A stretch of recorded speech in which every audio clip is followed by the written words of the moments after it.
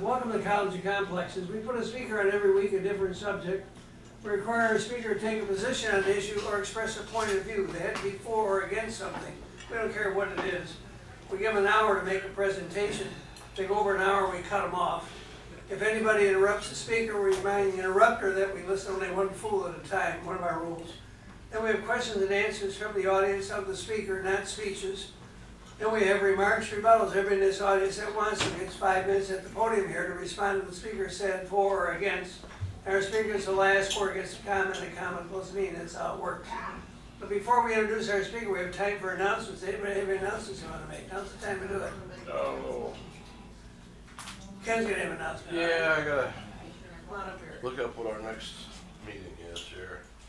Philosophers Forum is meeting, let's see, last one was the 11th. So we'll be meeting on the 25th, I think. Fourth Tuesday, whatever it is. And the subject is going to be, can we do better than democracy? So, the speaker's going to talk about historical criticisms of democracy and is there a better system? So, and we meet at a Boca's restaurant, southwest corner of Central and Beltline. Lecture starts at 7:30. You can get there as early as 6. The food's good, and conversation is even better. Oh, come on up here. Where's the meeting? What's that? We're talking about burritos. I don't know what category of announcement this falls into, but actually what I'm standing up here tonight to speak to you about is, and I've not heard it before, so I thought it was about time and very much overdue. This doesn't happen by accident. There's a lot of hard work that goes into this. And we show up here every Saturday night and we're either entertained or perplexed, depending on what's going on at the speaker stand. So, but like I said, it's a lot of hard work that gets us to come here on Saturday night. And the lion's share of that work comes through Tom and his efforts and printing up of all of these things. And I just thought that I wanted to announce that applause I think is due to this man, and also to our videographer that comes in here every Saturday and does his thing. So that's my announcement. And entertains us with his violin once in a while. The what? And entertains us with his violin once in a while. Oh, that I forgot, exactly. So, and who does a harmonica occasionally? Oh, really? Did I hear someone doing a harmonica? That's once? with Hank. If Hank is here, then we both play. Oh, okay, fine. So, anyhow, I personally want to thank both those individuals, but most especially Tom, because this wouldn't happen without him. Amen. You can give me the $50 later.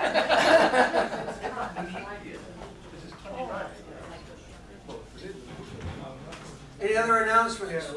Now's the time. Okay, next week we have Alec Garcia is going to talk about the importance of creativity. It's on your itinerary. I'm not going to read all this.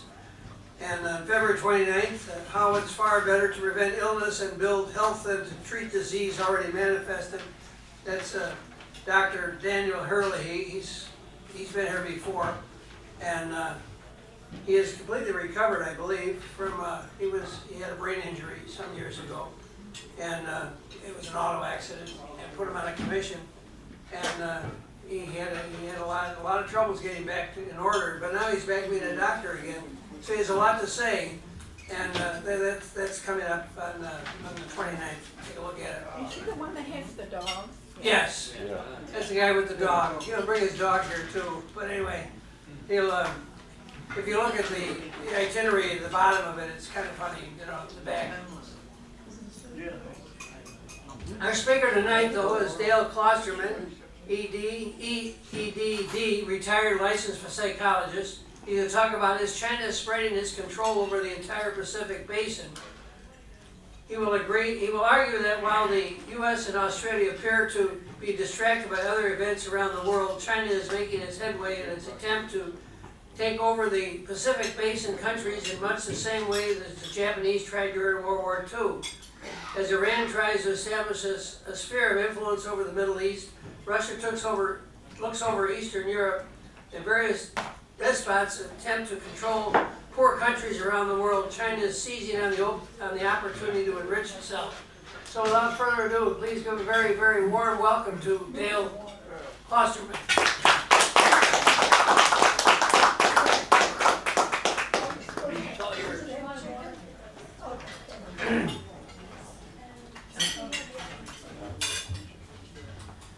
See, I can remember the last time I did this, and I know the podium moves, and I know it's really hard to see your notes, and so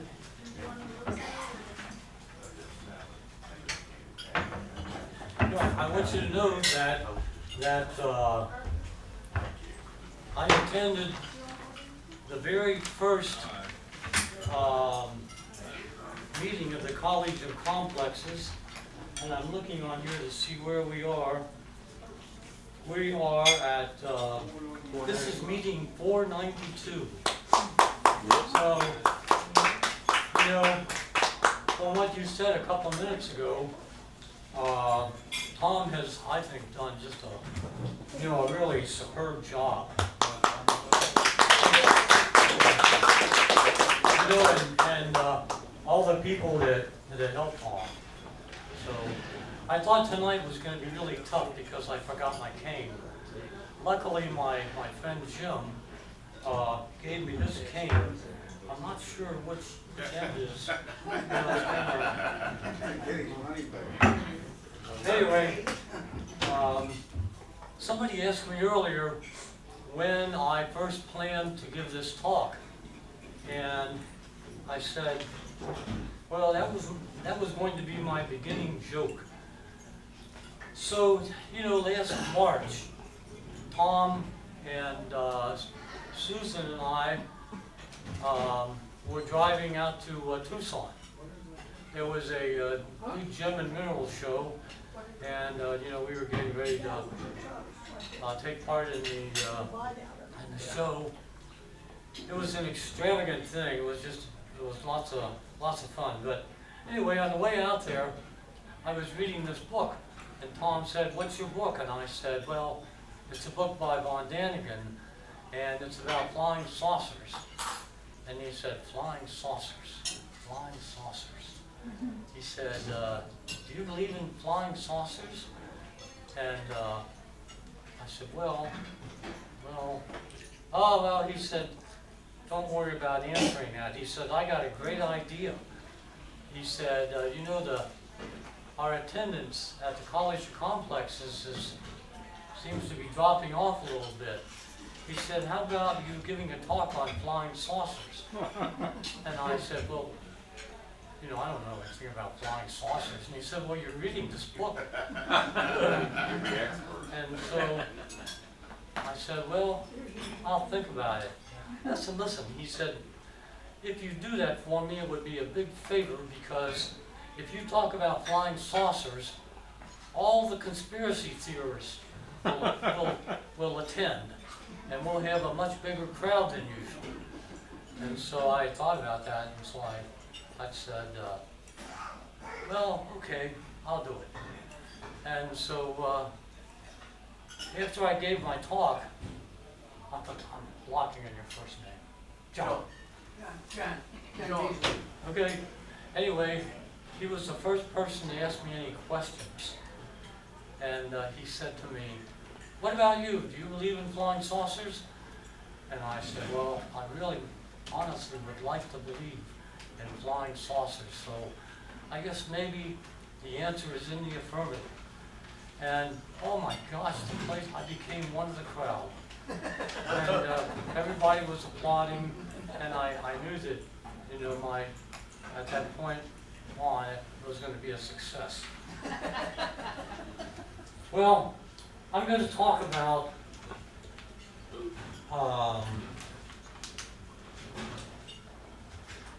I had a hard time deciding, what I was really going to talk about.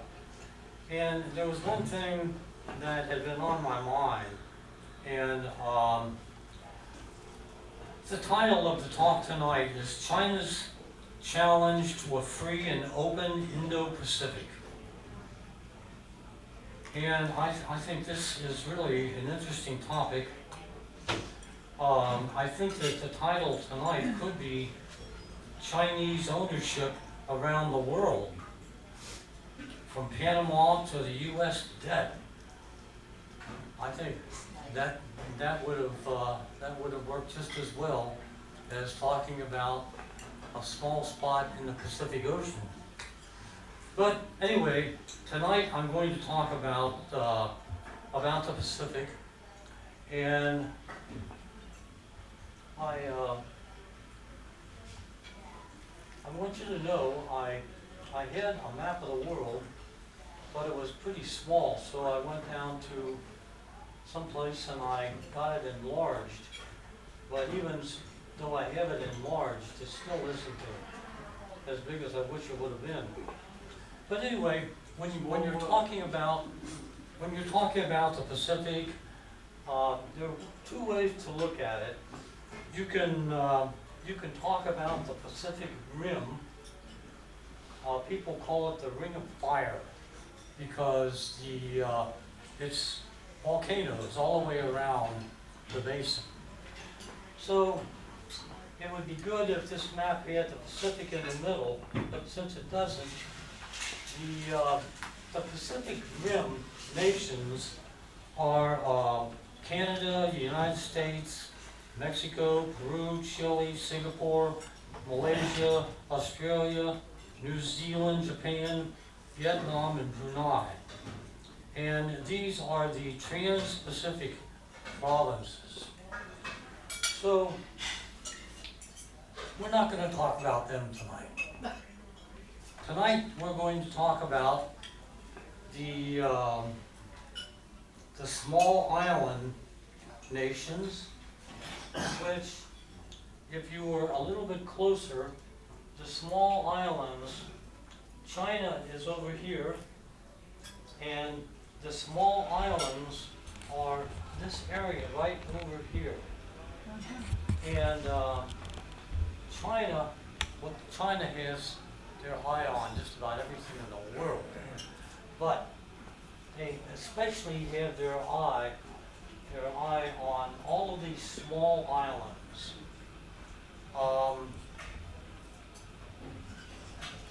The islands that we're talking about are Fiji, Papua New Guinea, Samoa, the Solomon Islands, Vanuatu, Djibouti, Maldives, Myanmar, also known as what? Burma. And Pakistan, Sri Lanka, Ghana, and Thailand. So we're going to talk about these island nations. They're all nations that are governing themselves, and let's see if I can go to the next page here.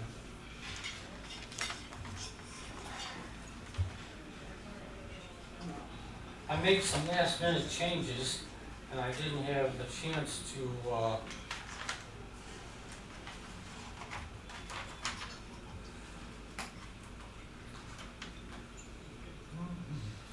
Okay, so if we're talking about the small Pacific islands, they're all self-governing. They're mostly poor. The islands are isolated. The weather is temperamental. The standard of living is just simply low. It's one of the most important disaster-prone areas in the world, and that's because of the number of volcanoes and earthquakes. So anyway, foreign investment is really nothing new for these islands. There are 14 islands altogether, and I mentioned already that they govern themselves. So anyway, the talk tonight it's going to be divided actually into 3 parts. The first part, I'm going to read a little bit of a talk that an admiral gave at a war college. He was talking to a group of flag officers, admirals, and so I'm going to read a little bit of his talk. It was done at a symposium, and then I'm going to spend just a little time talking about the Second World War, because I believe that what China is doing right now in the Pacific Basin is just exactly what the Japanese did from 1937 to maybe 1945. Then the last part, I'm going to really get into the nitty-gritty, and I'm going to talk about some of the small island nations. And I'm going to try to tell you how they were, taken over by the Chinese in very much the same way that the islands were taken over by the Japanese. Okay, so anyway, I'm going to read now the part of the Admiral's talk at the symposium. Today marks the 70th anniversary of the founding of the People's Republic of China. And while Beijing celebrates its unprecedented prosperity, the U.S.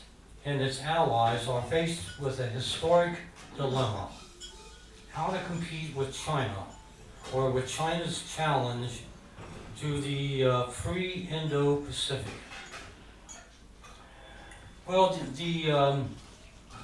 the area covered by the U.S. Navy is called the U.S. Indo-Pacific Command.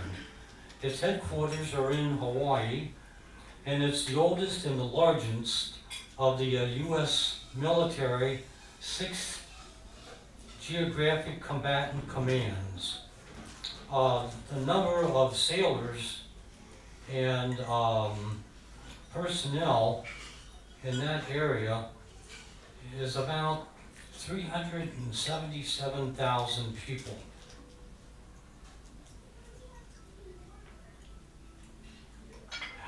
Well, the command is called the U.S. Indo-Pa Command, and it is staunchly committed to a free and open Pacific, free from coercion by other nations in terms of values and political systems. Open means access. It means that it's one of the main goals of the Naval Command in the Pacific is to keep the area free from other nations in terms of values and political systems. Oh, I mentioned that already. Well, the nations that are actually following the United States in trying to protect the Pacific include Australia, New Zealand, Japan, India, Canada, and the Association of Southeastern Nations. There are probably about 15 nations that belong to the Association of Southeastern Nations. Well, if you think about it, the Communist Party of China promotes a drastically different system from the West in almost everything. Includes governance, trade, human rights, intellectual property. China continues to pursue intellectual property theft through methods such as cyber espionage, counterfeiting, and piracy. It's directed all of its bureaucrats and businesses to obtain American intellectual property by almost any means possible. Most scary, probably, is the fact that China has excessive territorial claims that are well publicized, and the Chinese are showing no signs of ever backing down, despite the fact that the global community itself is opposed to what the Chinese are doing. Well, when China is confronted with what's going on, they claim that its militarization of artificial features in South China Sea are defensive and designed to defend Chinese sovereignty, which really is a big joke. In doing so, they violate the sovereignty of every other nation's ability to fly, sail, and operate in accordance with international law. There's a similarity, I think, right now between what China is doing on a grand scale and what Iran is doing maybe on a smaller scale with the Straits of Hormuz. Well, at the end of the Admiral's talk, he said, "Make no mistake,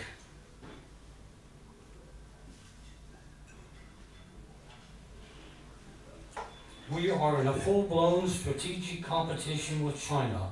That is, the United States and our allies are in a full-blown strategic commission or competition with China. And we are going to, our national defense strategy and that of our followers articulates our country's strategy to compete, deter, and win."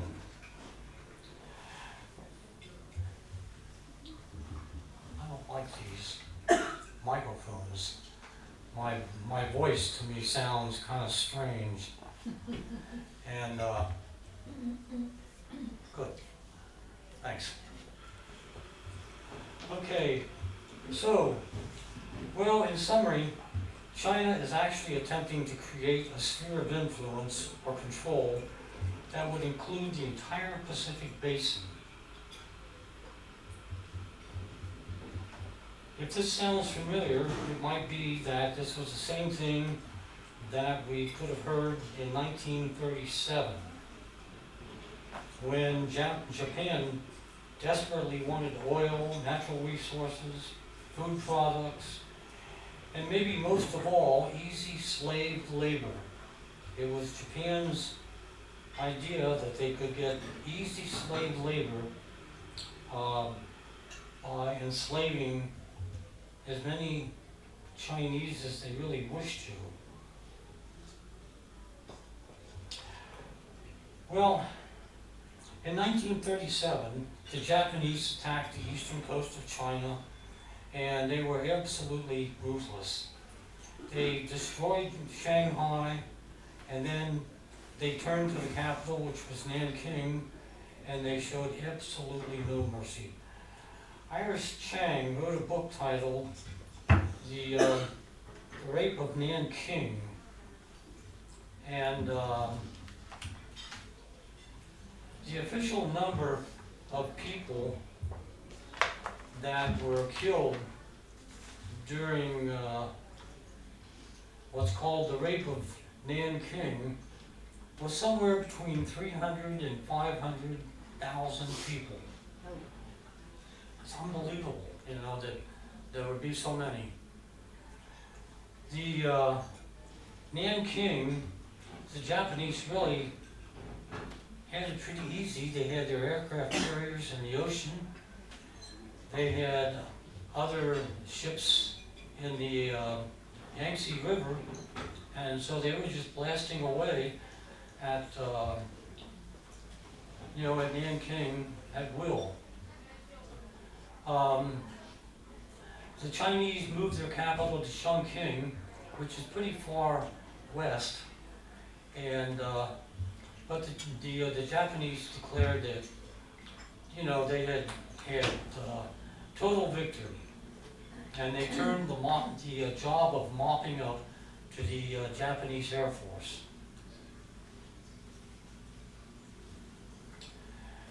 Well, the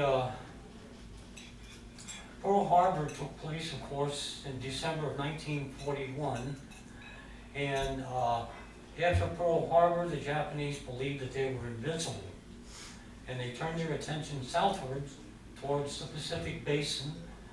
You know, it's really amazing. Right after Pearl Harbor, the Japanese decided to move north towards Mongolia, and they were confronted by the Soviet army that set them back. And the Japanese got to a point where it was becoming too costly, and so they forgot the designs that they may have had on northern China or Mongolia, and they turned all their attention to the China-Burma-India theater, and especially the islands, the small islands off the coast of China. Well, the Japanese, I love this part. The Japanese they just had everything their way, and everything was going extremely well until one day, out of the sun came about, I think it was about 6 American P-40s. And the P-40s became the Flying Tigers. The Royal Air Force liked what they saw, and they joined the Tigers. So the Flying Tigers were made up of the American Volunteers and the Royal Air Force. And the Flying Tigers just destroyed the Japanese planes. As the story has it, Sinow figured out how to make good use of the P-40s, which may not have been as good as the Japanese Zeros, and they would get high in the sky, and as the Japanese planes were coming closer, the P-40s would come out of the sun, and they just knocked off the Zeros almost at will. But anyway, this was kind of a turning point for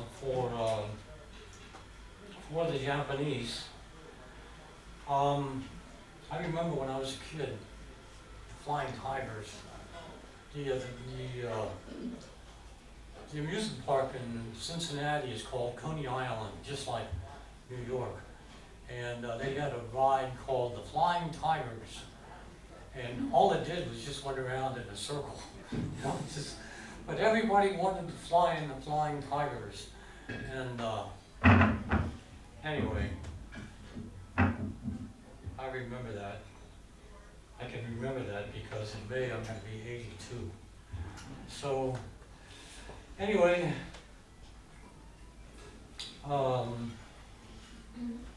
while action continued in the China-Burma-India theater, War in the Pacific theater continued. The Allies, the story, they just went island after island, and finally with the atomic bomb, World War II came to an end. Well, that was in August of 1945. So I felt like I wanted to make a point that the Chinese now were doing the same thing as the Japanese were doing. It may not be as horrible as what the Japanese did for a short period of time, but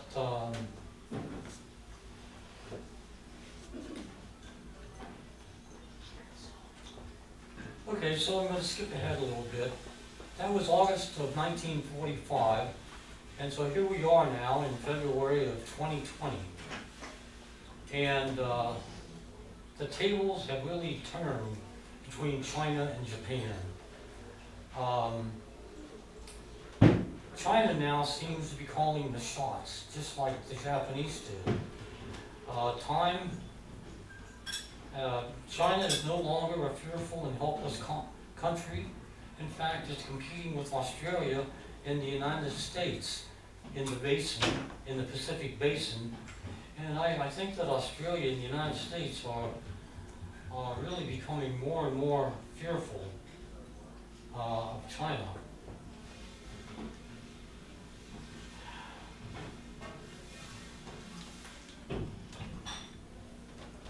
So, in exactly the same way that China sought to control that the Japanese tried to control the Pacific Basin, China is now doing the same thing.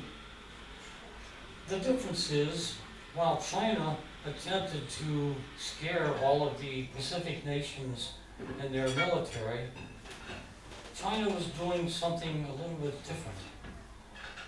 I mean, the Japanese were doing like a type of blitzkrieg.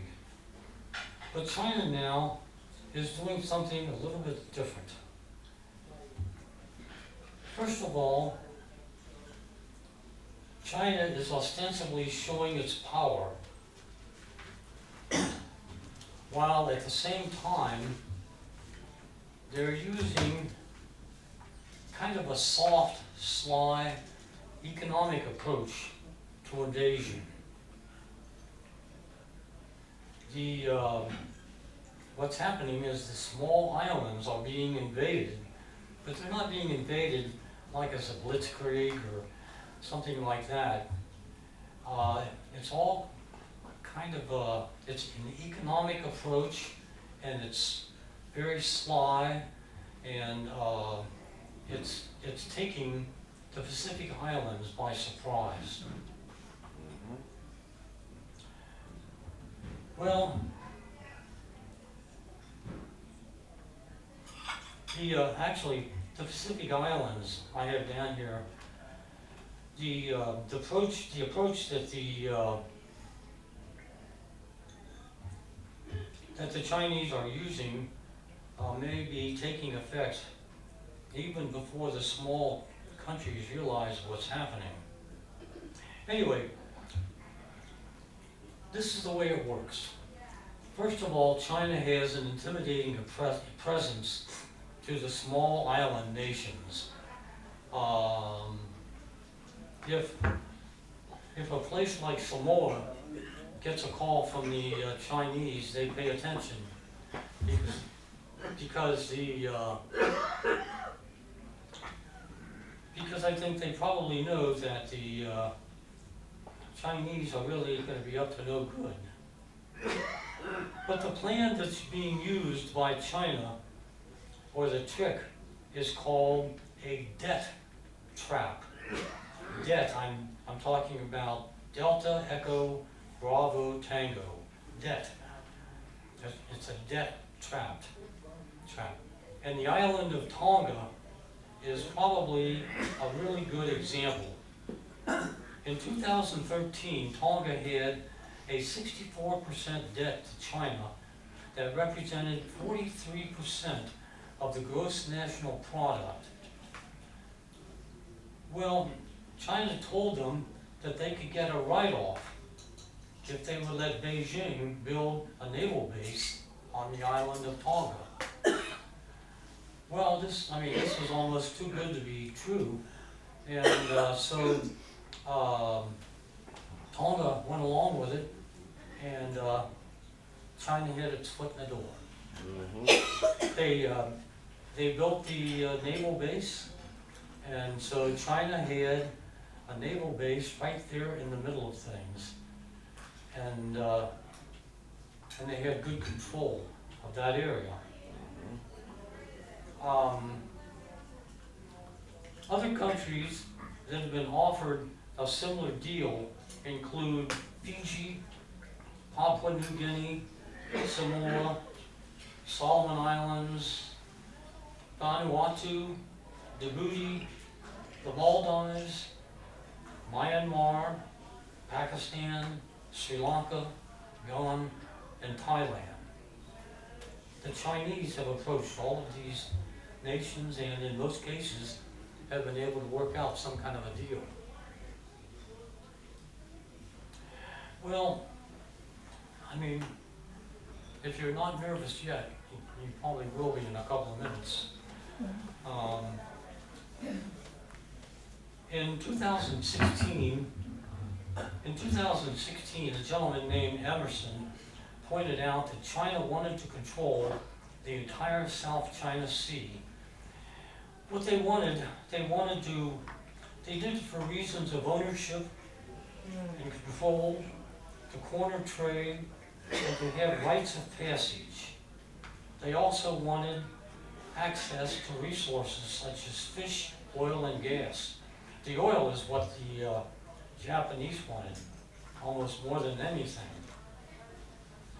Well, in 2017, Beijing opened its first overseas military facility, and this is in Djibouti,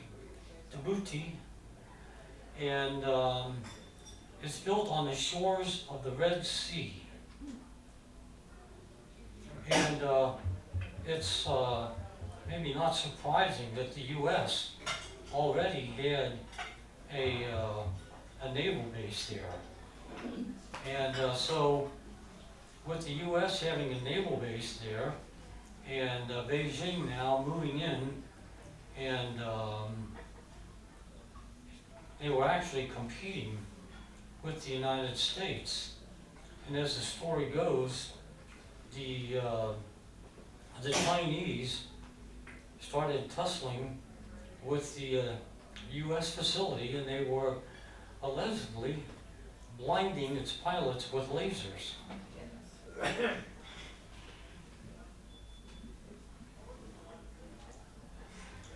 Well, anyway, so much for Djibouti.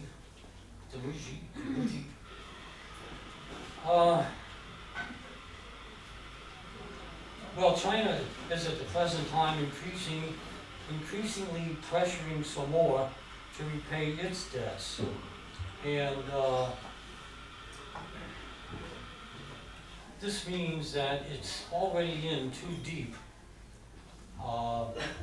for anybody on the outside, Australia or the United States or anybody else to help out. Samoa is like a lost island. And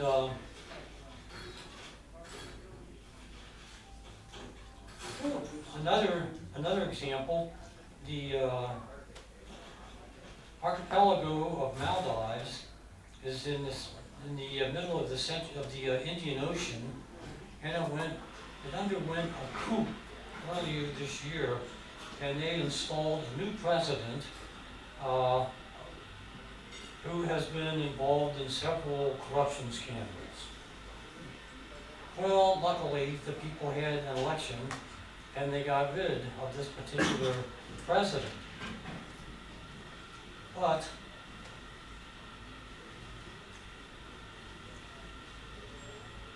the Maldives were left with a major Chinese-funded airstrip and an equally expensive bridge project that still had to be paid off, which means that the Chinese are probably going to move in.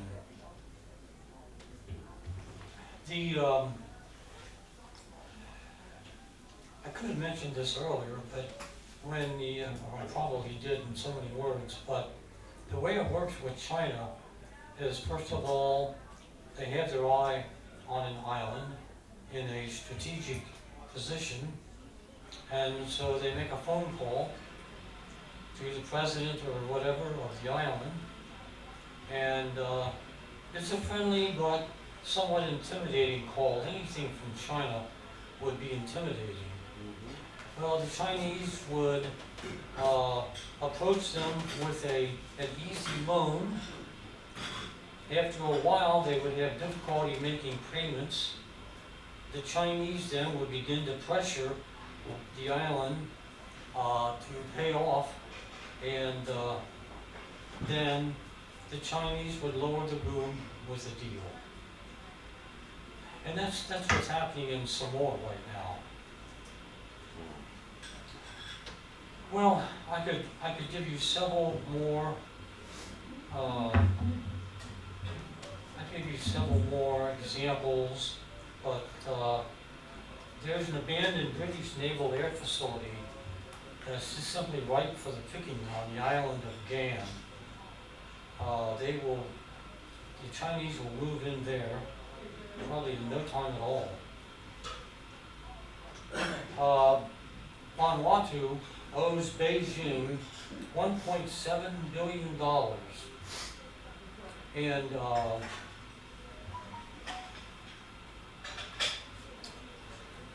earlier this year, it was reported that China was seeking a military presence of the island.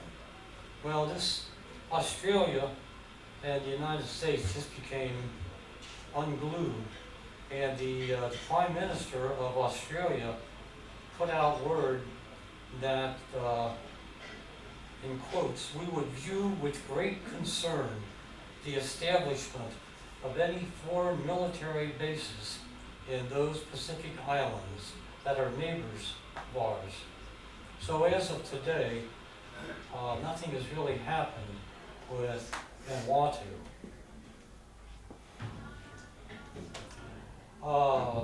Myanmar, also known as Burma, has a naval base on the Indian Ocean side of the Malacca Strait, which would give China the ability to project power across the region and the Bay of Bengal. Beijing now has a 70% controlling stake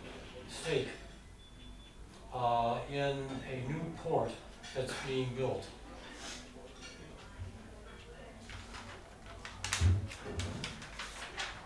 China is in advanced talks with Pakistan about building a base on the Arabian Sea.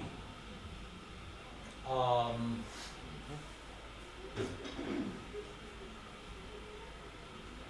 trying to decide which of these examples I want to read, which ones I don't.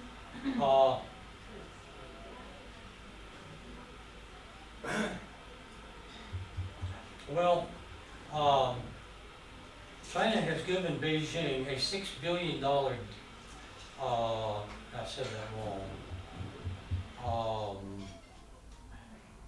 Sri Lanka has a $6 billion debt to China.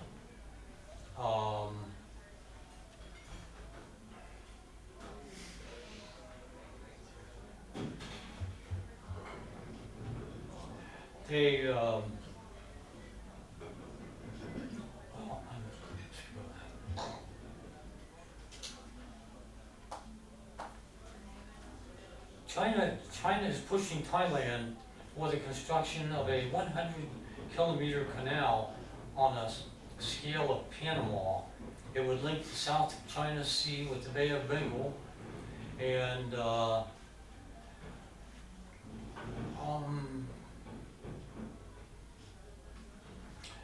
Thailand is under a lot of pressure from a lot of other countries to reject this offer, but Thailand hasn't made up their mind yet what they wanted to do. Okay, well, I'm not going to read you any more examples.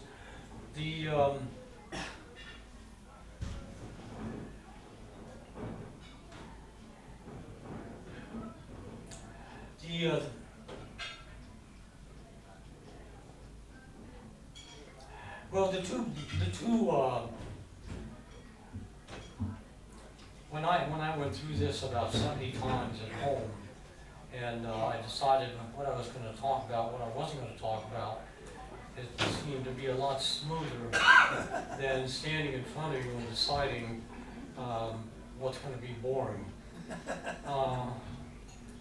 Well, I mentioned that the two nations that that are really helping the island nations a lot is Australia and the United States. And they've been trying their best to offset the Chinese advances. And the problem with the United States and Australia is that the United States and Australia also, if Australia would want to bail one of these nations out, they would probably do it by offering a grant. If the Chinese came in and they wanted to save it, they would do it with a loan. So, listening to this, you can realize that it's really to a small nation's advantage to have something done with the United States and Australia. One problem is the United States and its allies, if they are going to give a grant that doesn't have to be paid back, there are also going to be some strings attached to it. Like when it came to Fiji,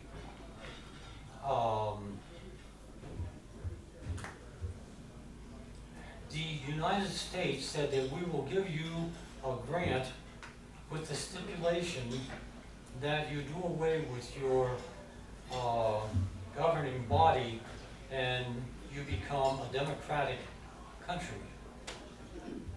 Well, you know, that wouldn't have bothered the Chinese, but with the United States, or maybe even Australia, that would be a difficult thing. It would be difficult to deal with.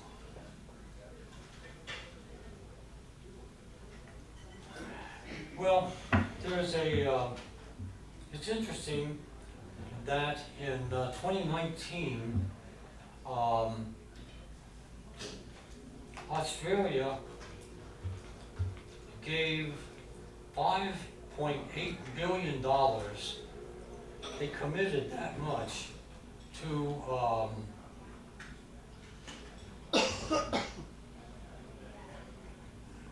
to the small nations, and they actually spent $6.25 billion. So they actually spent even more than what they had committed. I don't know what that would be the story now with all the fires. China, on the other hand, committed $5.7 billion compared to Australia's $5.8, but they really only spent $1.2 billion. This could be a good sign. It might mean that perhaps China doesn't have unlimited resources like everybody would believe, although they probably do.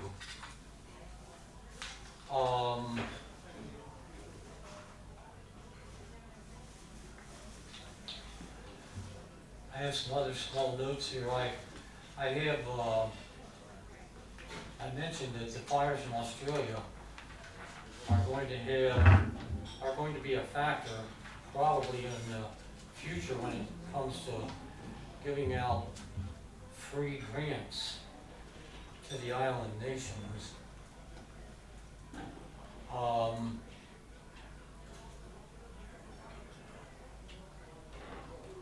Well, I can't think of anything more that I really want to say here on this.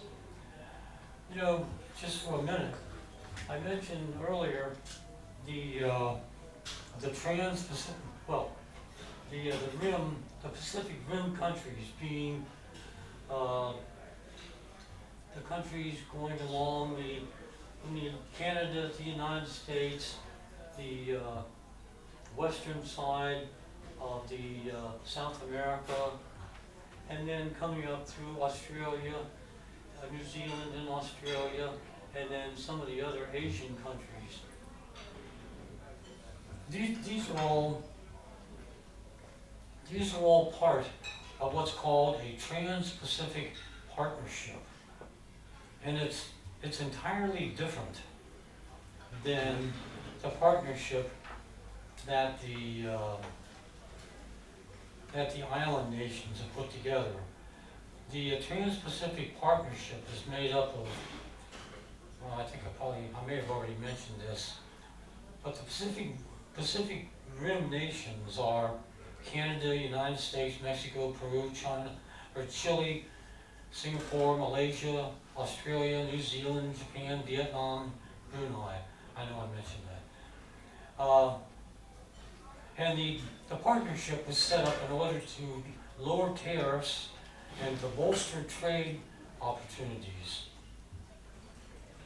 It was actually set up in 2006. Well, the United States was included in 2016. Unfortunately, Trump opposed the deal and withdrew in January of 2017. So, well, but anyway, the above-mentioned countries continued on without the United States. Then, in a meeting on April the 18th, 2018, Trump was having a meeting with a number of Republicans from the farm states, and this impulse came to him quickly, and he directed his advisors to see if the United States could renegotiate and could negotiate its way back into the trade deal that he walked away from a year earlier.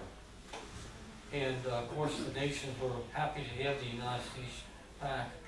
So the United States now is also a partner in the Trans-Pacific group.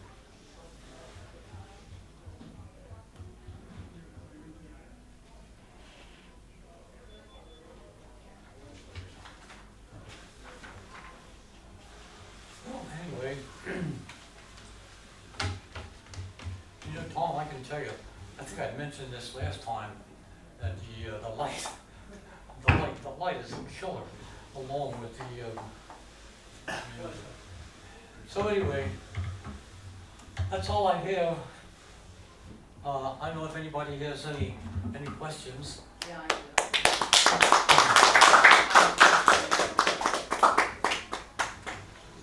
You just sit here and answer questions. Can you take a couple of questions? I'll turn this light off so the body's on. Yeah, that'd be great. How's that? Oh, very, yeah. First off, Dale, the presentation wasn't boring, it was very timely and very informative, and it's a horror show that this situation has gotten to the point. Not working for me. See, if you hadn't done that in the first place, it probably wouldn't happen.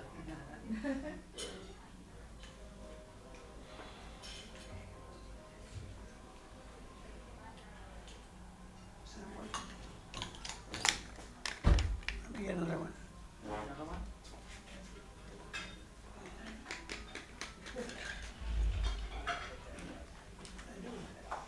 No light, huh? I can speak Battery's loud. dead. Yeah, wait. Like Yes, you can. my voice can carry. You have a 9-volt? Yeah, I'm looking for the bit, the I spots. could replace this 9-volt. Yeah, sure. I don't know if that's gonna work. Hey, Twin carriage? No, this is Around the line. it's better to be up here. Oh, I see what you mean. But you need to talk, understand exactly. Oh,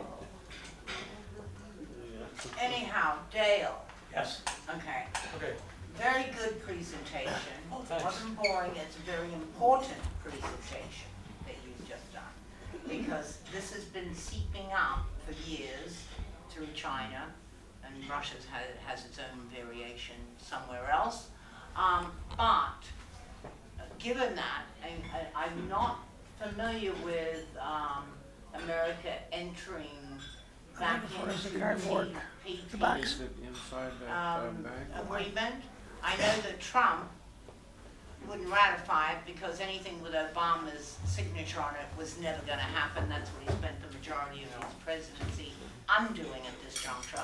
So when did they re-enter with any kind of a discussion? Because it's very quiet, because Trump wouldn't want to get it out that he was going back into agreement You say with when something did that was, when did yeah, they you move? said that Trump in 2018 was trying to somehow seep his way back into the TPP? Oh, yeah, well, When did, that's He was news to having- me. he was having a meeting with a group of farmers, and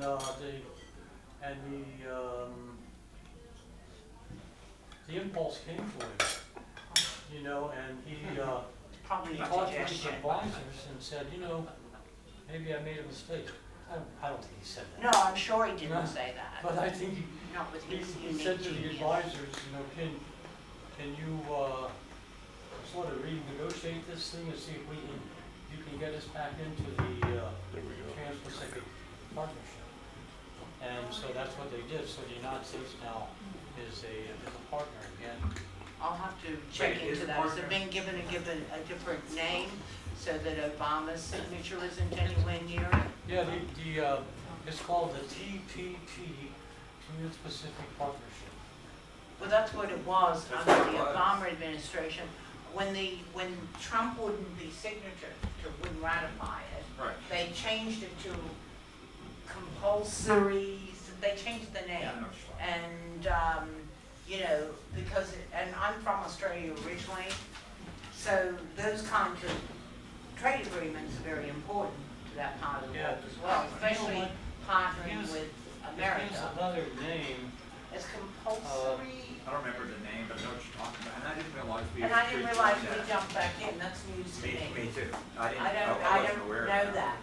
I think they're still debating that now, even in the Democrat. Well, he'll probably try and change the name just like he did with NAFTA. On whether to Same rejoin. Well, That's the question that they're debating in the Democratic side right now, whether to rejoin. Yeah, well, it's the only way to take business out of China. they're called the Pacific Rim nations, and a lot of them are first world countries, whereas the islands are all just very poor. Yeah, and Australia and Yeah, New Zealand yeah. and all that, so I just don't know, I've never heard of us jumping back in. No, I haven't either. Well, I've actually just checked after you said that and saw that the Democratic candidates, or people who want to be a candidate, are debating whether or not we should rejoin the partnership. So, but I mean, in the meantime, when we got out of it, we vacated an area that China That's now taken. is now taking in. Philippines, And they're the way that was a asterisks. disaster. That was a real bad. Well, look who made the decision. Yeah. Okay, You know, as I was doing this, and I got to thinking about it, and I pulled up my iPad, and I put in Chinese ownership around the world. And, right, I mean, the Chinese are all over the world. that's right. I mean, it's not just like in these islands in the Pacific. In I mean, don't they own our debt? 2/3 of our debt. And Panama, it wasn't too long ago that in the news, they were wanting to buy an interest in Panama. As it turns out, Panama owns Panama Canal, but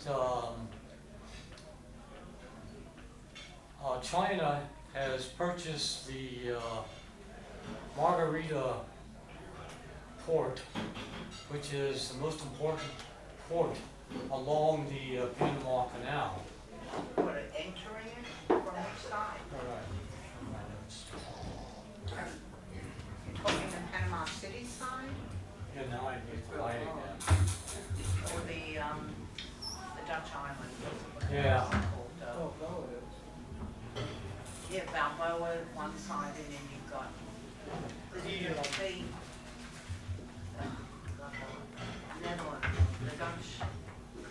Curaçao, thank you, I've been through the Panama Canal, I've been to these places, I just couldn't, it's been a long time ago.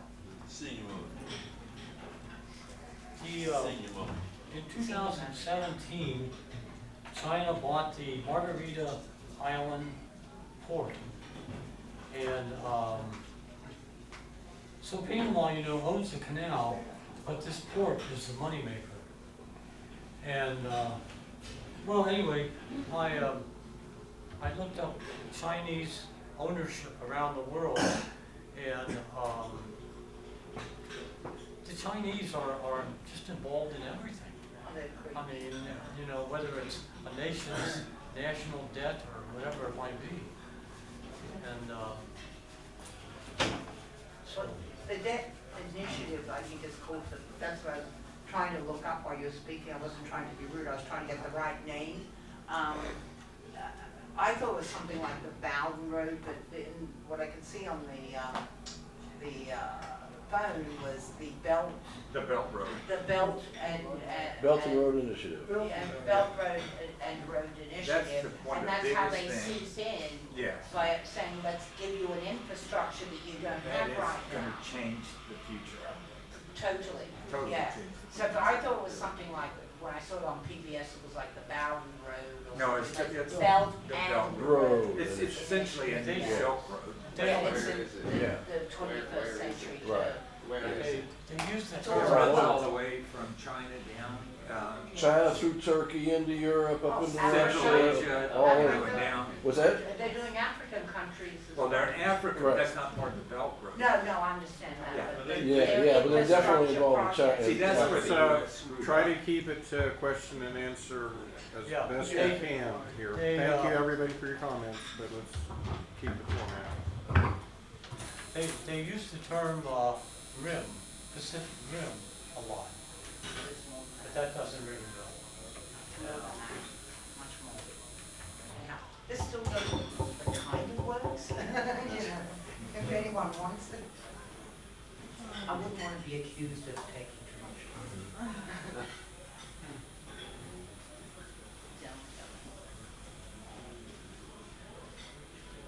On the lighter side, I have a couple off-the-wall questions. Number one, is it safe to travel all these places in the Pacific Rim where China is taking such a big foothold? Is it safe to travel? Travel in those areas that you mentioned? In those areas. Do you know? No. Oh, I don't know. I hadn't thought about that. I think that it's safe to travel to any of these islands. I don't know. The pirates aren't really coming from that particular area, I don't believe. And then the other one, the age-old question about the Japanese attack and the kamikaze pilots.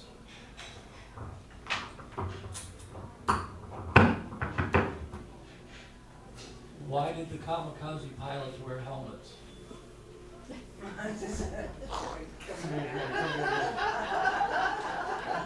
See, we'll do this is Here, come on. Here's the question. Here, come on back. Why did the kamikaze pilots wear helmets?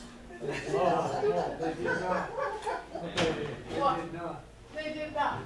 They wore the canvas ones to hold their goggles. The canvas ones to hold their gun. They don't need to do this. That's right. Superfluous. Back to the mic. Back to the mic. We'll A turn it little up. levity. Turn it up. It's not loud enough, that's the problem. The lowest note. Is that what the deal is? So I did hear a joke one time that somebody told the American pilots that the Japanese were not very good pilots, We're not. and that they were born that way. Of course, the pilots found out different after they began to get into dogfights. But anyway. What is China's ultimate goal? If China could go ahead and get everything that it wanted, what do you think that would be?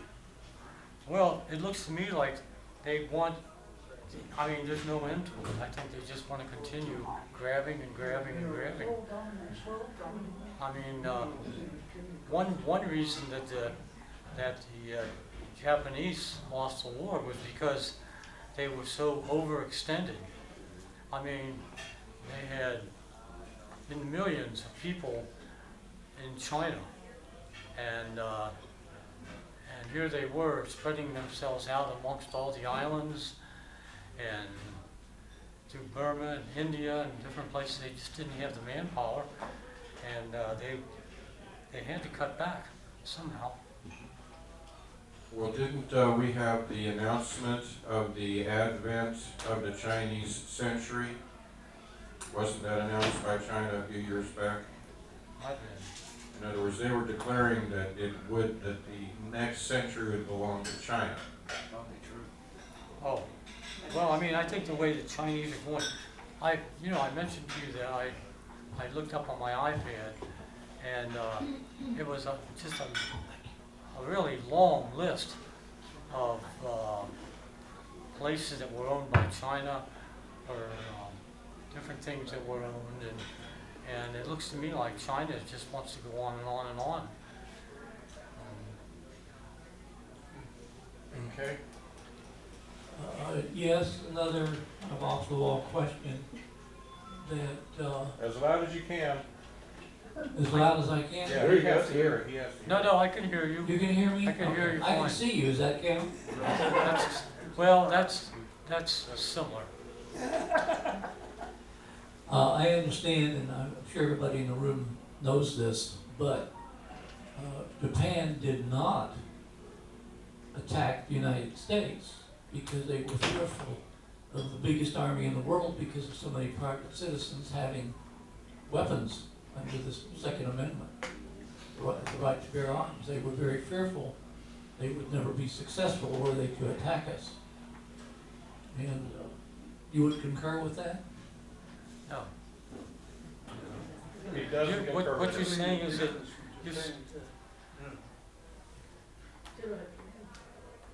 I mean, A Japanese general announced that they did not wish to attack the United States mainland, America's mainland, because Americans had so many guns, there was a gun behind every blade of grass, is what he said. is that? That's what, yeah, that's in Otogo, I think. So he asked, did you agree with that?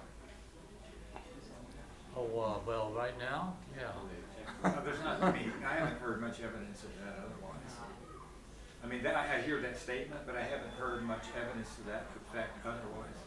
I mean, that was a statement during World War II. Well, it's a statement, but I'm saying, that's a statement, right? It doesn't, I haven't heard anyone else make that statement. I haven't heard anyone else make that But statement. that was a Japanese general who said why he wasn't going to attack. One Okay, general. and that's the speaker, and questions go to him. Well, a Japanese general doesn't speak for Japan. I mean, Speak into the mic. I am, I thought. Hello? Yeah, the Japanese general doesn't speak for Japan any more than Douglas MacArthur did when he wanted to go into Russia. That's an opinion of a general. I believe that was the top Japanese general who said that. That Well, so was Douglas Togo. MacArthur. Yeah. I know that they were timid when they reached the point where they should have continued on with the attack. They did not.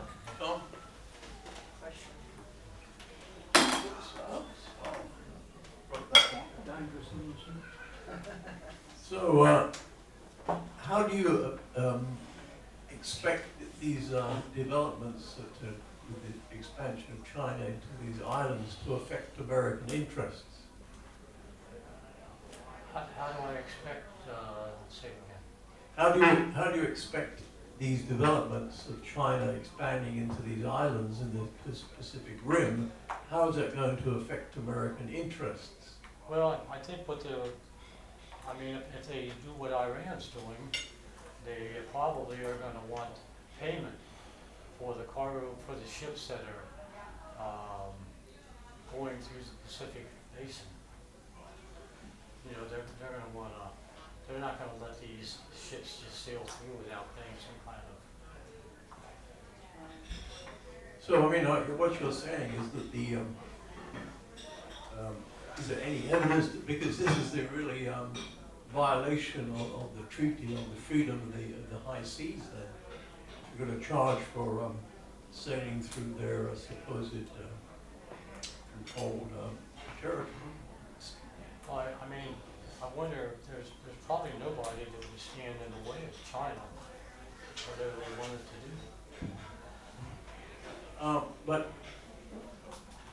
back when Obama came into power, he announced that there would be a tilting to the Pacific area and away from Europe. And so isn't a couple of American fleets in that area to prevent such things?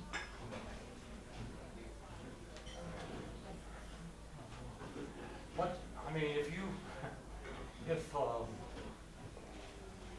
knowing that China, there's no end to what China is doing, you know, among the islands, what do you think they would do? What do you think they would, what do you think their goals might be? I mean, like, when I get to speak, I might speculate a bit, but so another question. Do you think this was a huge policy mistake by somebody in one or other of the American administrations, or is it a mistake made by all administrations to let all this happen? Well, you know what? I think I'm getting older. I don't understand. Oh, okay. So, oh, okay.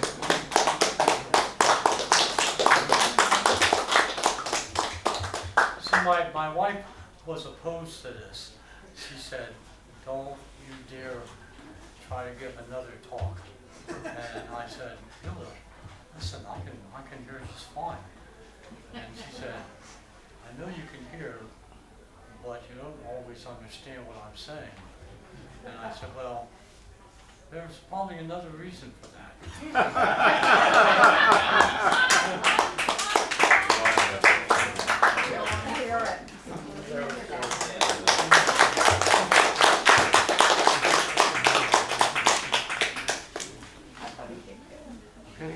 Okay. Okay, now it's your turn to talk. So anybody wants to have anything to say either for or against what the speaker had to say, now's your chance. Now's your chance. You deserve something to eat now. You deserve something to eat. Well, Well, you know, are these mics on? Yeah. Yeah, they should be on. Use them, John. right, okay. All right. So, yes, in my famous book, infamous book, Sabotaging America, I talked about this a lot. Really, I think this sending the productive base of America off to China was a fundamental blunder. Started really with Walmart, in fact, who decided that, because there was a chap here called, anyway, he, Roy Allen, in fact, owned some textile manufacturing plants across Texas. And one day, Walmart came along and said, well, we're not going to buy from you anymore unless you move your plants and fabrication facilities to China, offshore, because we want the cheaper products. And of course, when they did that, Walmart kept that a secret. They didn't, because remember, Horton announced when he was back in the early 60s, we buy American. Yeah, American made. American made. Well, of course, another thing during that period, and of course, Hillary Clinton was on the board of Walmart, so she was there when all this began to happen. And it's no coincidence that later on in the 90s, it was Clinton himself that pushed the entry of China into the WTO. No, I mean, the Clinton administration, I think, is certainly to blame for a lot of things, especially in the finance world, especially in this trade world. Now, it's not to say that the Republicans didn't go along with this, because they did. They did, And so, somewhere in the administration of both parties, there was a big push to get this to happen. Because I think I would say, greed and stupidity went hand in hand with this decision. And I think we are now seeing the effects of it. And I remember years ago when I was talking about this in the early 80s, that you could see what was going on. And but really the big change happened was when China entered into the WTO, because I buy a lot of stuff at Walmart for my real estate efforts, and suddenly there was hardly any American-made stuff in the stores anymore. And the other thing I've said many times, a lot of this stuff from China is pure junk. I mean, parts that should last for 20 years last about 6 months. Especially, I buy a lot of air conditioning parts, and capacitors last about sometimes only 2 or 3 months, and contactors. So, nowadays I got one of my tenants scours around picking up these old discarded air conditioning parts, and I say, if there's anything Chinese on it, throw it away, but if it's been made in America, keep it. And so, yes, I think this was allowed to happen. I think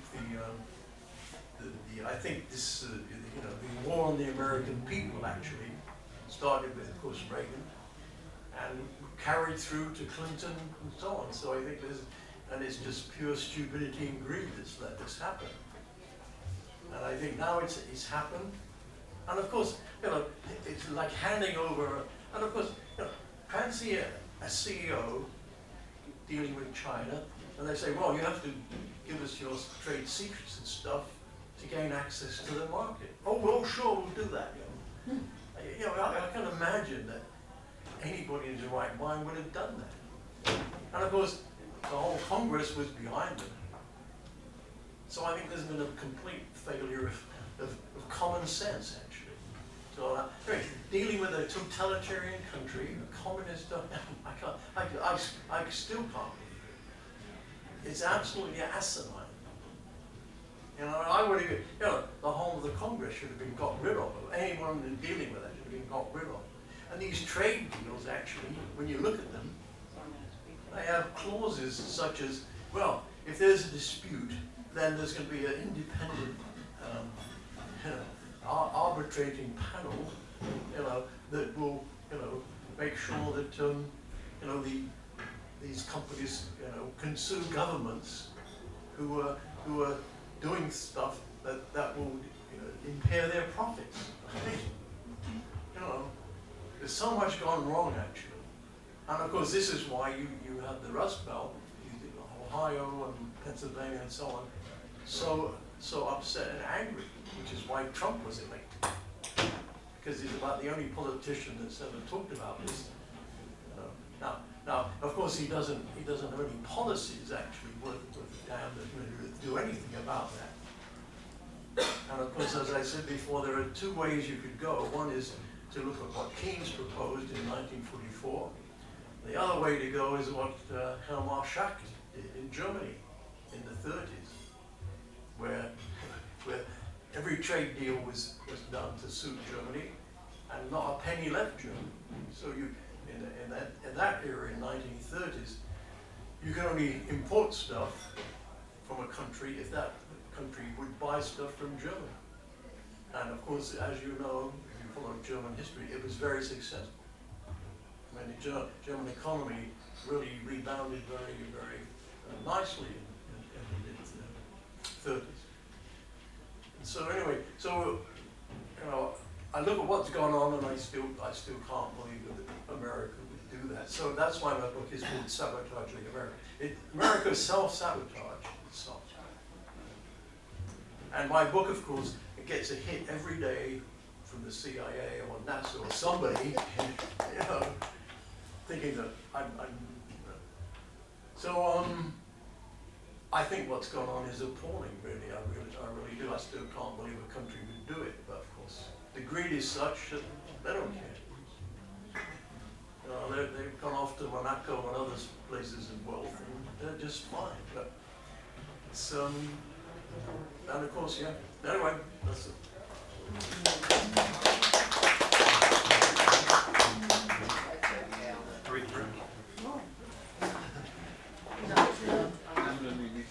No, you, after you, sir.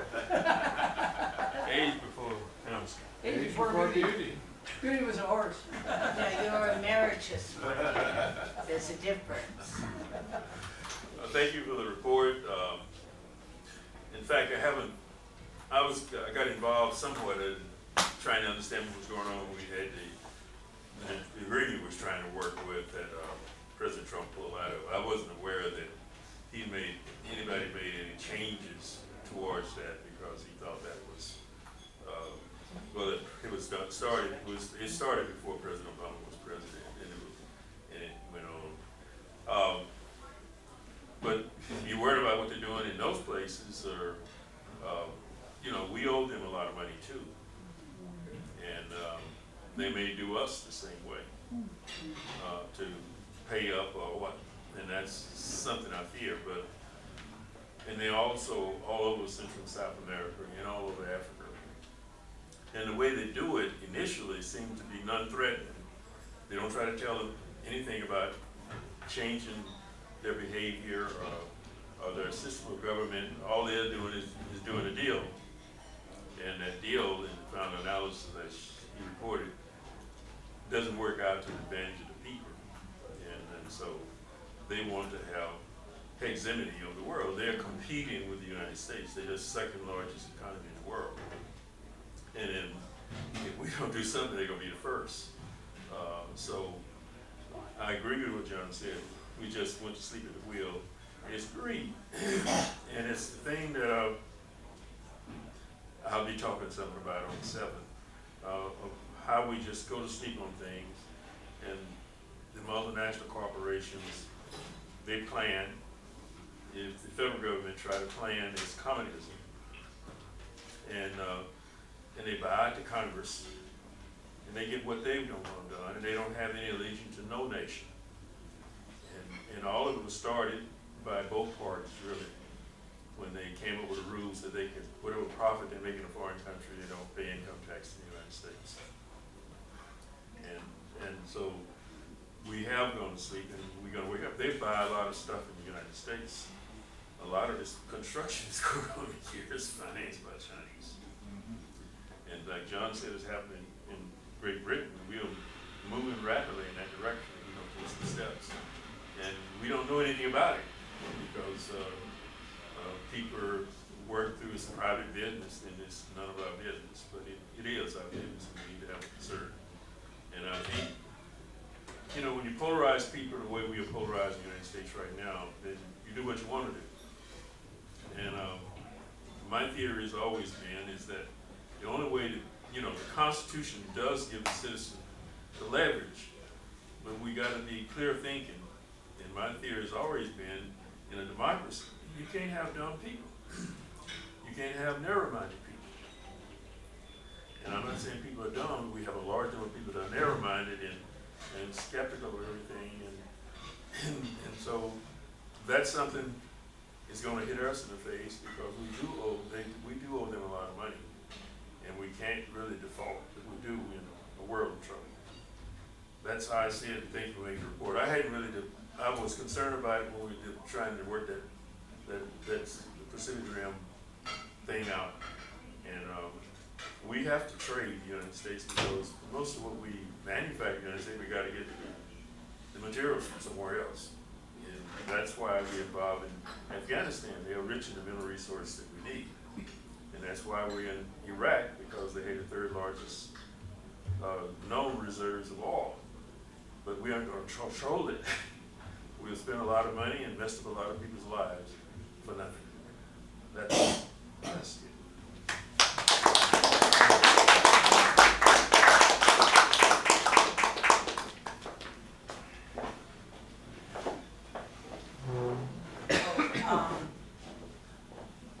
There's no question that all this fiasco started beyond Richard Nixon saying hi, you know, to Mao back in the day. You know, it really ramped up, or started to ramp up or ease up trade restrictions with China in the 80s, and that was a Reagan administration.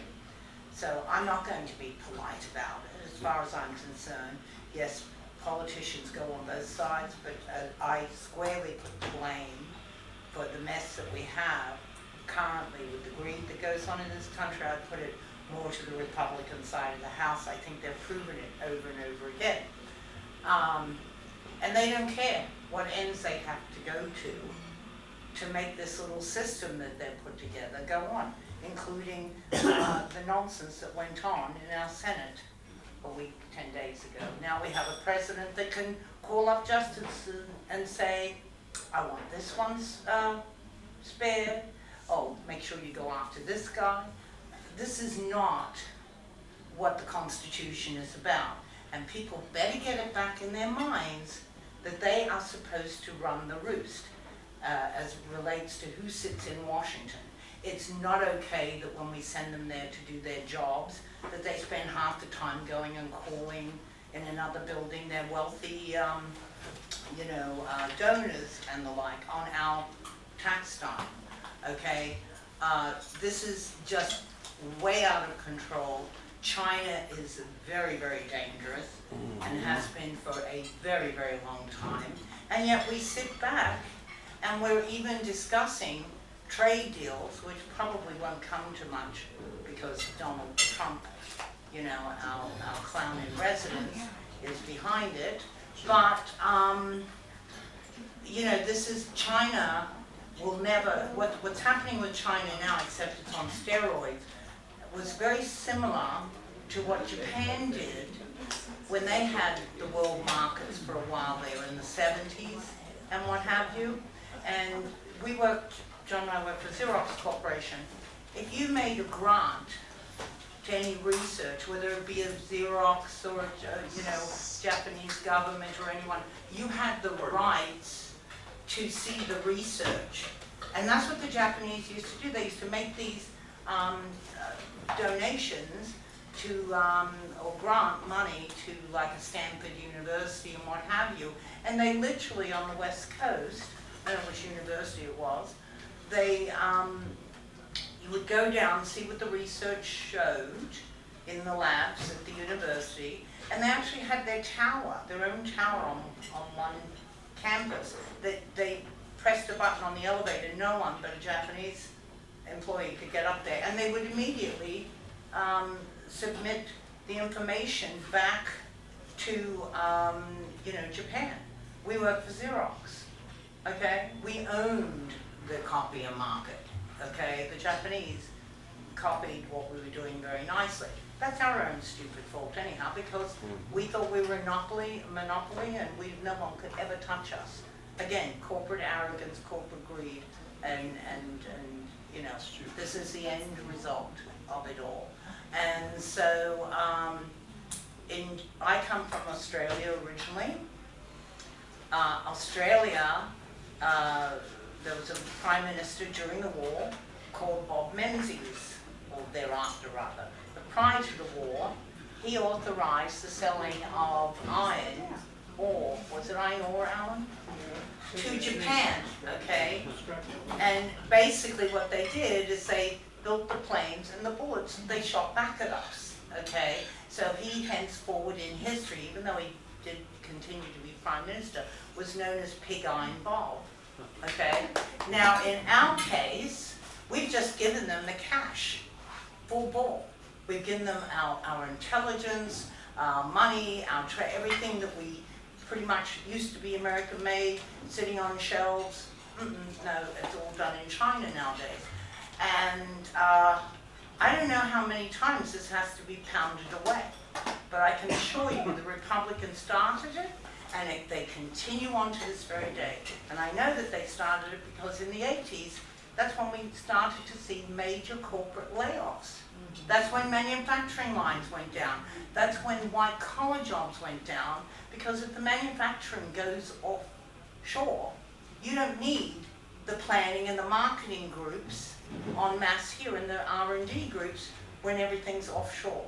So we better wake up to ourselves, and they don't have to even be sending stuff here in order to have the money that we have readily handed over to them, just as we did with the Japanese, to come in and buy up stuff anyhow, which is what they do. In Australia, they buy complete high-rise buildings that are empty.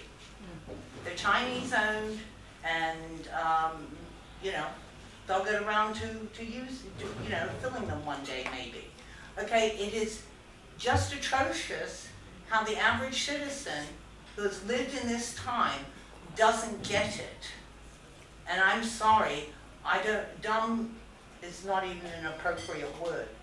You know, how many times this has to be thrashed in to this American public, and because it might come out of a Democrat's mouth, okay, the business, big business, that they're going to create the jobs for you, that it's not true what Republicans say. They have taken away job after job after job. So we better wake up to ourselves and stop putting the words of invest in ourselves, invest in our public, or have, you know, decent health or what have you, as somehow being, you know, a communist revolt that is occurring. And as it relates to the blade of grass comment, that doesn't even apply now either. Even if someone wanted to be in the government, to attempt to take over the government here, does everyone forget that the government has drones? They don't even need to go arm-to-arm combat. So please, everybody, spread the word, wake up to yourself, stop listening to the crap that's being generated out of Washington. Haven't you seen enough 2 weeks ago to understand this is not going to a good place? Okay?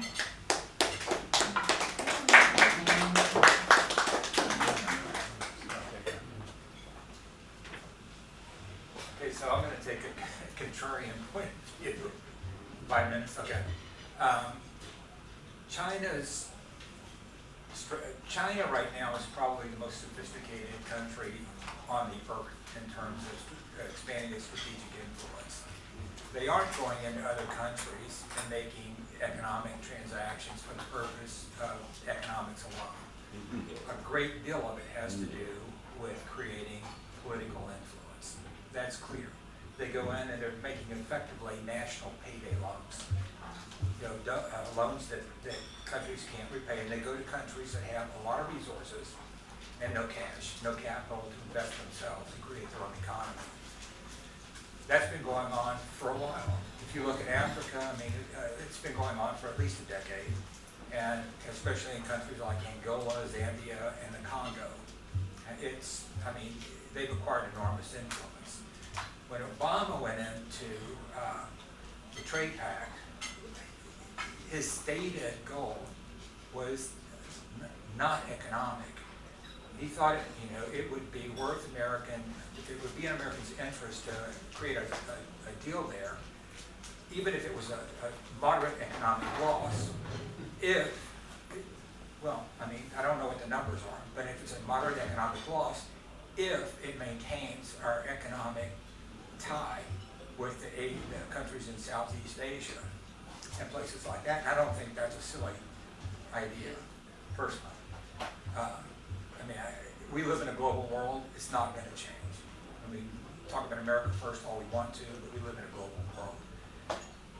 If you look at what's happening, even in Cuba today, China is gaining a lot of influence, both economically and political. If you look in Western Europe, France and England and other countries are starting to do more economic transactions with China because they don't consider the U.S. a reliable partner at this point.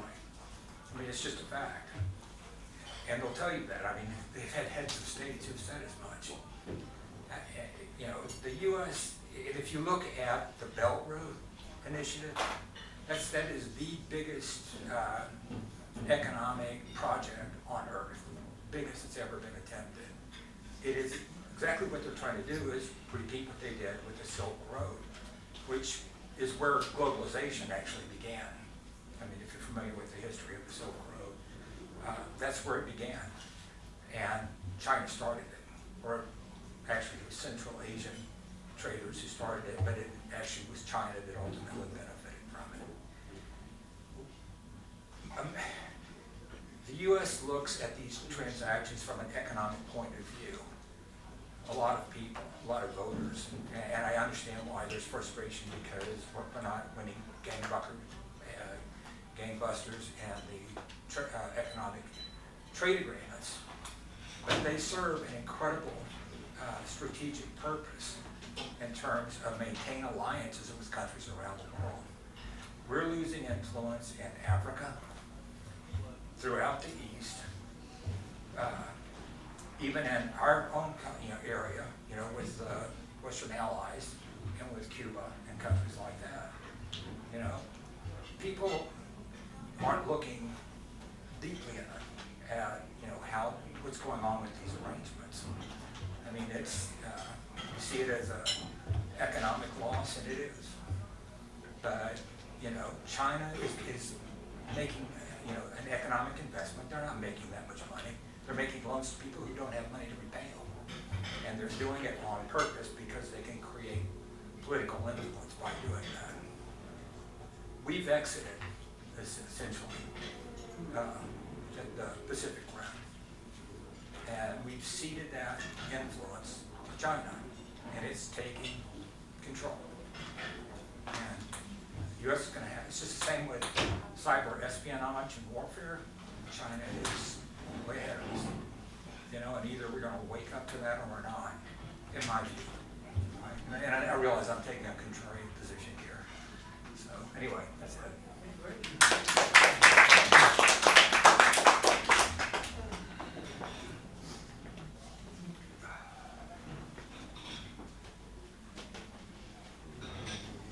This is an astounding moment for me because I actually agree with John on most of what he said.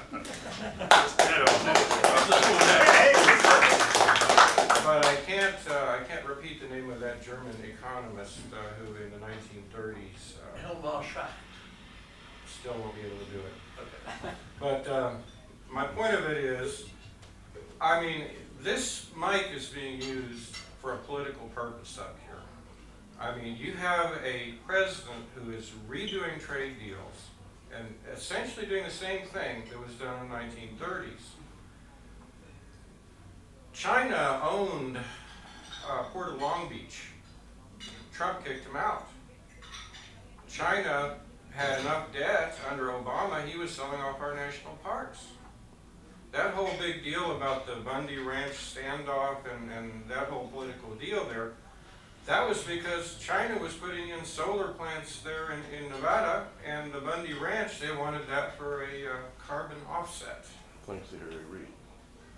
What was that? Thanks to Harry Reid. Thanks to Harry Reid and Harry Reid's son. And to me, the Chinese influence started with Charlie Tree's Chinese restaurant there in Arkansas. And it started during the Clinton governorship, where Charlie Tree gained advantage over the Clintons. And the Clintons have been selling out this country to the Chinese ever since. Now, I don't really know where to go with this, because you're trying to say this was a Republican thing. Okay, Richard Nixon turned his back. He turned his back and he welcomed China in as a partner. The whole concept of that, by the way, was that if China got involved in capitalist economics, that they would transform their form of government and they would no longer be hardline communists, they wouldn't be totalitarian, that it would soften China. How did that work out, folks? The opposite. Opposite happened. I don't know if it's really the opposite, but we see a lot of signs that it didn't change. So you have this Chinese influence that really began to pervade, and it did it through NAFTA GATT. We had sellouts on both sides. Bob Dole is right up there with Bill Clinton, saying he approves of NAFTA, or the GATT trade deal. I get a little confused on the timing there, and Ross Perot was right. That great sucking sound of all the jobs going south or east, somewhere besides here. You know, so the little man that said he was all ears, he proved to be right. And that's an embarrassment to both parties. But you know what? We have sellouts in both parties. The philosophical sellout was through Power Shift, Alvin and Heidi Toppler, all these different globalist influences, Maurice Strong. Well, you know, the whole globalism really was bringing America down here. And it's just been an insane march. And now you finally have somebody in office right now who's been changing trade deals. What was wrong with TPP? TPP had an administrative council, I forget what you call it, in the original TPP, unelected officials sitting and deciding for the corporations whether countries had to pay penalties. Wasn't that the deal with TPP? I don't know if Trump changed it. Trump supposedly was going to completely redo NAFTA GATT. The only problem is he let Paul Ryan work on it. And I understand the USMCA has some major problems with it that are just as bad as NAFTA GATT. So, you know, we have problems that continue. But one thing is, the Chinese century ended the day Donald Trump came down that escalator. I'm sorry. He's doing what he can, and he's got all the resistance in the world. And I've never said the man was perfect. He's embarrassing.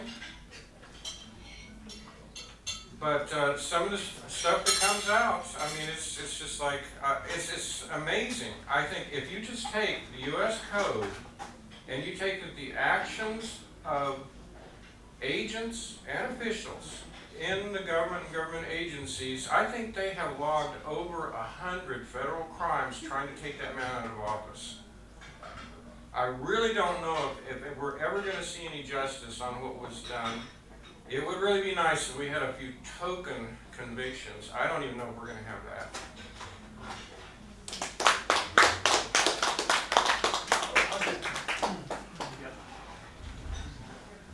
Let me add just one economic footnote. When you're running a huge trade deficit, which America's been running, I think the cumulative trade debt is something like 25 trillion.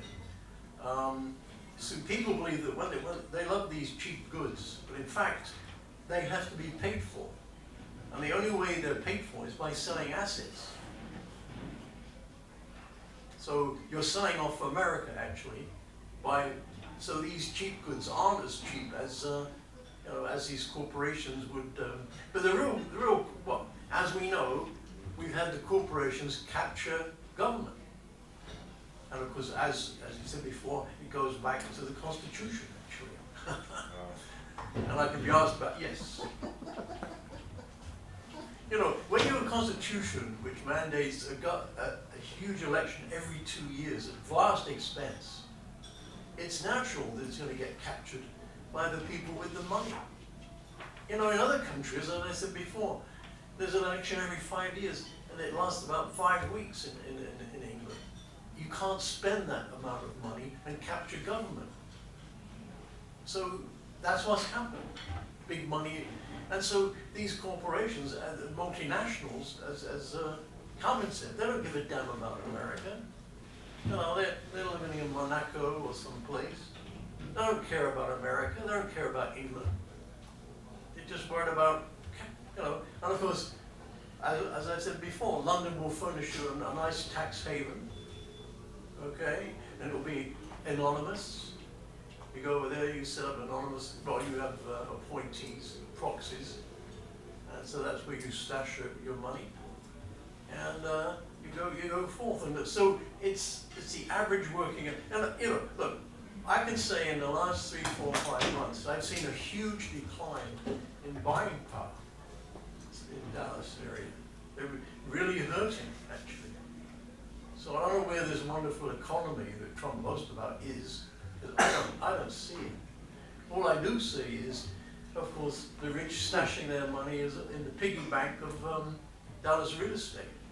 And that's what's going on. And the idiot councils are just, oh, it's lovely. I mean, these taxes.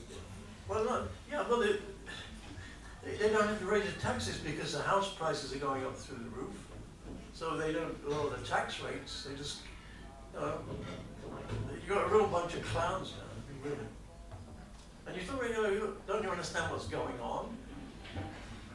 I don't care. So the average American is really hurting at the lowest levels. It really is. You know, they're hurting in education, healthcare, and housing. The 3 pillars that I benefit from in England and the so-called welfare state. Will never happen here because you don't have democracy. People don't count actually. Yeah.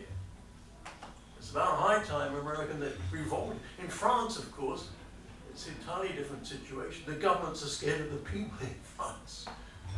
Here it's the reverse. The people are scared of the captured government.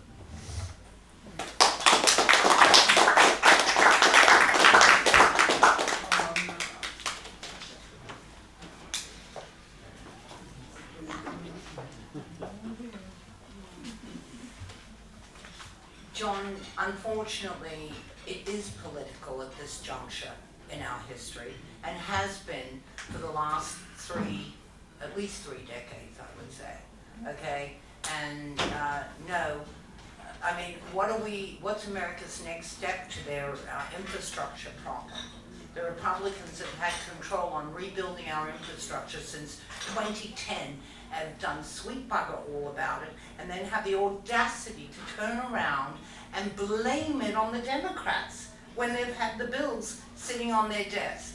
So please, you know, I do implore you to look into what bills have left the House and gone over to the Senate and sat there. And anyone who believes that Donald Trump gives a fig about your health care and pre-existing conditions and, you know, prescription costs, I'm sorry. Again, go read the bills that John McCain at least had the integrity to turn down, because if he hadn't voted against that bill, we wouldn't have to discuss pre-existing conditions, because their bill said, no, you don't get it if you have a pre-existing condition. So I implore you to look at these documents that have been written either by Congress or by the lobbyists for Congress to pass in their favor, okay? The prescription bill that we passed, I covered in my presentation, is a Republican bill that turned billions and billions of dollars over to the pharmaceutical companies and allowed no negotiation with the federal government in order for people, whether they be Medicare or below, to have a decent pharmaceutical price. And they gave them a pathway to where they can charge anything for a pill, okay? People who have diabetes that as a medication invented by a Canadian, gave away the patent, thank you, for $1, because he understood the need for humanity to have sane in hand. And these bastards dare say, you're going to give us $1,500 a month if you want to live? Please. How many Republicans have you heard stand up and say, this is an outrage, let's get a bill together right now? You don't, and you won't, okay? And the ride down the escalator, yes, I know Trump's been saying this at his rallies ever since I came down the escalator. You don't have to look for who's to blame for the accusations against Trump? Because the accusations are based on what's come out of the thug's mouth, period, okay? And you see him in play this week. When have you ever heard a president of the United States saying, I'm president, I should be able to do anything I want? He said it many times. He also said it this week. I didn't interfere with the Justice Department, because I think there's a little pantomime between Barr and Trump being played out to make him look like innocent in this Roger Stone deal, okay? He said, I didn't interfere, although legally I could, and I would. Oh yeah, I'd look at information from a foreign country. No, I wouldn't feel a need to hand it over to the FBI. Or maybe I would, but take a look at it, please. I'm tired of this person who is illiterate at best and with these thug-like tactics. And he is supposed to represent our country, hence we have lost our presence in the world. There is not a leader that respects him. Even the Putins and the Saudi guys and all that. China, Russia, Turkey, these are the countries that I see being a major threat to this country.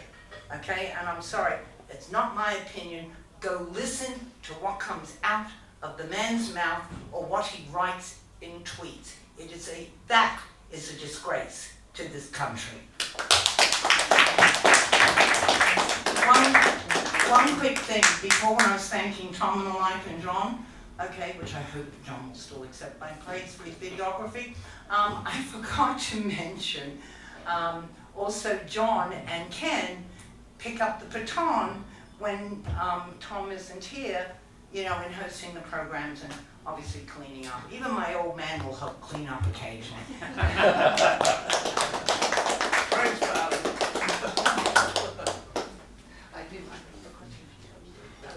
I think this is one more example that everybody in the media seems to have a crystal ball, especially when we get to the House, because everyone knows what Trump's motives are and what he's thinking. That's not from his tweets. The situation there in Ukraine, as this thing unravels, I mean, you know, it's I think pretty much already killed Joe Biden's prospects. He's finished. Because the exact same things they're accusing Donald Trump of, Joe Biden did, and he did it in public in front of Foreign Relations. Now, I don't know how we get this selective vision. This is one of these things, if we're going to come together as Americans, you have your chance in November. You have a chance to put up someone decent who can lead this country and get us through these difficult times. But you know what? There's someone in there right now who's had nothing but opposition.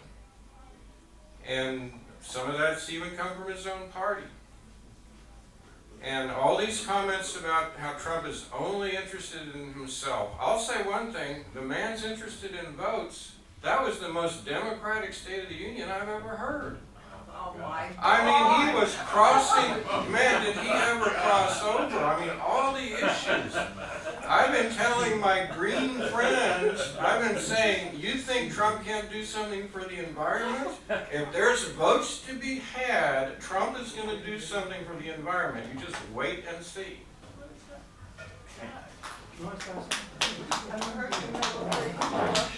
Nothing to do with politics, just to add to what Dale said. From people I talk to in Australia, I want to point here. Okay, Microphone. okay, go People I ahead. talk to Australia, I'm not fact checking it, but they talk about it all the time. Chinese supposedly control the harbour now in Darwin, and either they bought the contract out or whatever, rebuild it. And they've got vast tracts of land on the border of New South Wales, Queensland there, growing cotton, taking all the water out of the rivers. And friends have seen like Chinese warships now in Sydney Harbour. Never ever been to Sydney Harbour. So they're really moving around, I tell you. That's it for me. What are you been drinking, John? Same water as the rain? It's really good coffee. The coffee this place, I mean, it actually gets my heart going, you know? I mean, I get up here and I speak my mind. Absolutely. Tom, I just got one thing. Democratic State of the Union, you, first off, it was like being on Oprah. You get a car, you get a car, you get a car. It was a reality show. It was not a State of the Bloody Union. Yeah, okay, yeah. And number two, to use that chamber to present the American Medal, the President's Medal of Freedom, to a bloody, racist, bigot, divider in the form of Rush Limbaugh? Are you crazy? Okay, now that's more partisan stuff. It's not more partisan. Rush Limbaugh, an example of Rush Limbaugh, beyond all the crap that he put over the airwaves, one caller called him one time to protest on what he was saying against blacks, and she happened to be black.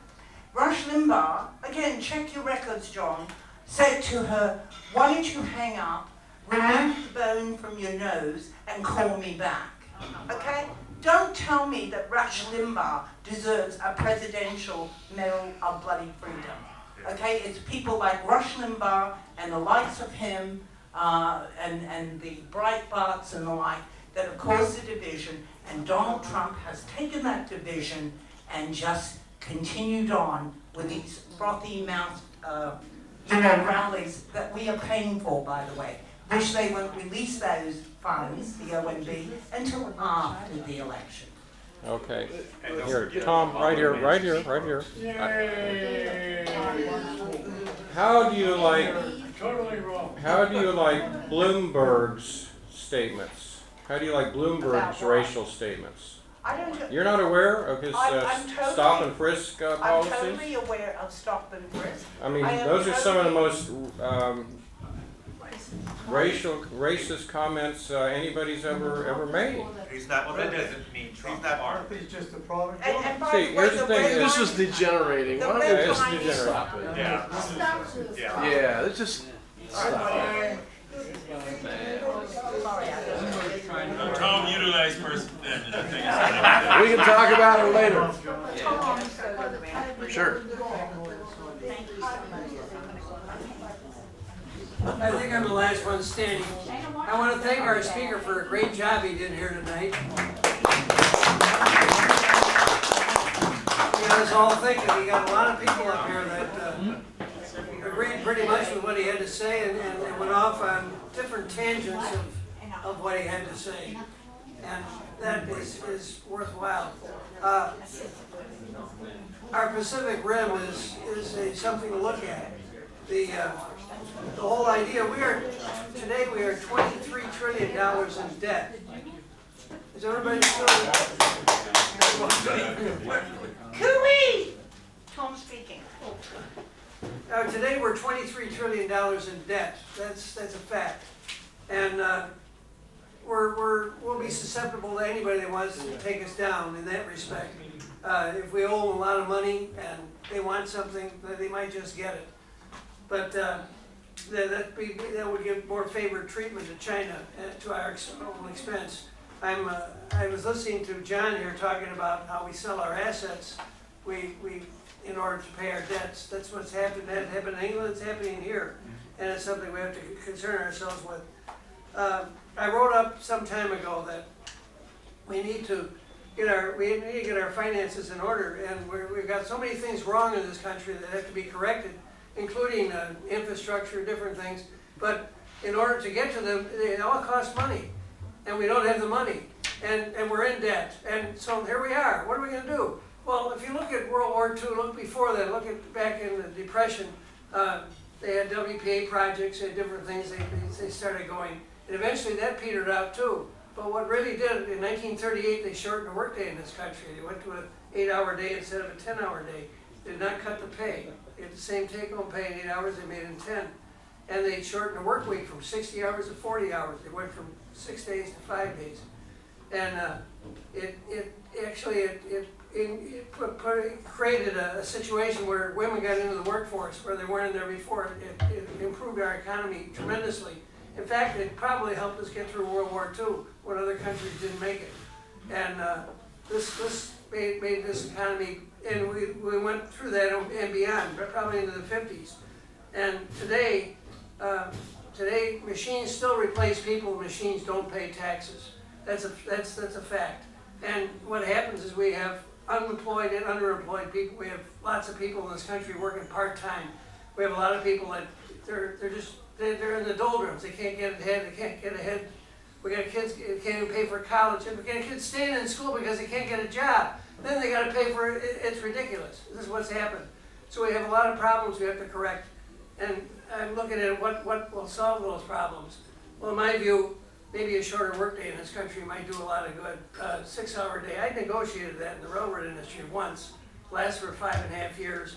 It taught me a few things. You don't gain 2 hours leisure time. You already lost it in traffic. You get it back. And so you have a better life. You have more people working paying taxes. You got less people not working draining taxes. The government gets a twofold benefit of increased tax revenue without raising taxes. They have less bills to pay because anyway, this is the direction that this country can take. And this would also help us in our $23 trillion worth of debt. We've got to get out of that debt. We've got to balance this out because if we owe a huge amount of money to other countries, we're in trouble. Don't kid yourself. They're going to take our assets. We're going to be a second-rate power. We're going to lose all the way across the board. So we have to balance that budget out. These are the things we have to do. And I think that if we work towards shortening the workday, which no one's thinking about right now, but if they did that, it would create an economic boom for the future. And it would make us economically strong. We would be able to take care of financial debt as far as students, everything else, be able to put our education system back in play where we have free education right through college. Anyway, I better shut up while I'm ahead. I thank our speaker. He gets the last word.